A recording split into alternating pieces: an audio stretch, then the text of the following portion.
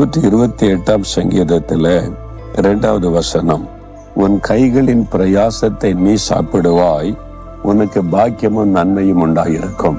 கையின் பிரயாசம், நம்ம எல்லாருமே உழைக்கிறோம்ல. சிலர் ஆபீஸ்ல வேலை செய்றீங்க, சிலர் தோட்டத்துல பயிர் செய்கிற அந்த வேலை செய்றீங்க, சிலர் பிசினஸ் செய்யறதுக்கு காலையிலே போய் கடினமா உழைக்கிறீங்க, சிலர் டீச்சரா இருந்தாலும் அதுக்கு பிரயாசப்பட்டு உழைக்கிறீங்க. அது மாதிரி எல்லாருமே பிரயாசப்படாம நம்ம சாப்பிட முடியாது, வாழ முடியாது.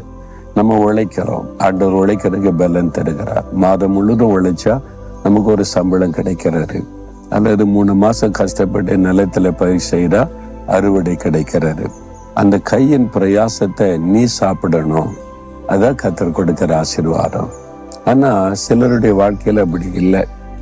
நீங்க வேத புஸ்தகத்துல பாத்தீங்கன்னா, இஸ்ரவேல் மக்கள் விதைச்சு அவங்க பயிரெல்லாம் நீர் பாய்ச்சி களை பிடிங்க எல்லாம் காத்திருப்பாங்க. விளைந்து வரும் அறுவடை டைம்ல மீதியானியர் சத்துருக்கள் வருவாங்க, பக்கத்து நாட்டை சேர்ந்த மோவாபியர் வருவாங்க, பெலிஸ்தர்கள் வருவாங்க. இவங்களெல்லாம் விரட்டிட்டு அறுத்து பலனு கொண்டு போயிடுவாங்க. காலமெல்லாம் கஷ்டப்பட்டது இவங்க உழைச்சது, ஆனா சத்துருக்கள் அதை கொண்டு போயிடுவாங்க.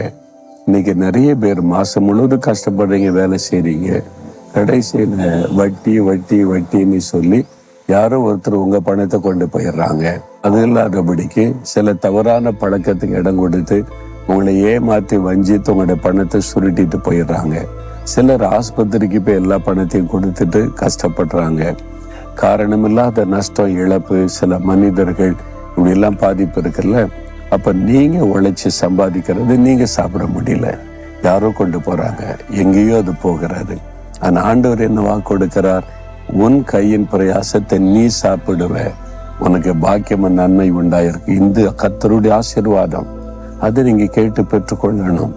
ஏன் இந்த மாதிரி நீங்க சம்பாதிக்கிற பணம் எல்லாம் வட்டிக்கு போகுது, ஆஸ்பத்திரிக்கு போகுது, கொஞ்சம் யோசித்து பார்த்து உங்களை ஆண்டவருக்கு ஒப்பு கொடுத்தீங்கன்னா உன் கையின் பிரயாசத்தை நீ சாப்பிடுவ அப்படின்னு கர்த்தர் வாக்கு கொடுக்கிறார். அப்ப அதுல இருந்து விடுதலை கொடுத்து ஆசீர்வதிக்கிற ஒரு ஆண்டவர் இருக்கிறார். ஆண்டவர் அற்புதம் செய்ய ஆயத்தம்.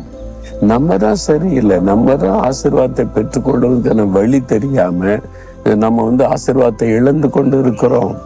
நீங்க யோசித்து பாருங்க, ஏன் உங்களுக்கு வீண் செலவு வருது? நீங்க உழைக்கிற பணத்தை யாரோ கொண்டு போறாங்க, நீங்க உழைக்கிற பணம் யாருக்கும் வட்டியா போகுதுன்னு இது ஆண்டவர் விரும்புவார் நினைக்கிறீங்களா?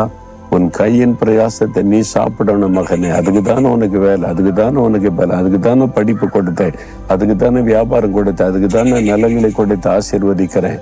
இதை இழந்து கொண்டு இருந்தா யோசிக்கணும், ஆண்டவரே என்னுடைய தவறுகள் பாவங்களை மன்னிச்சு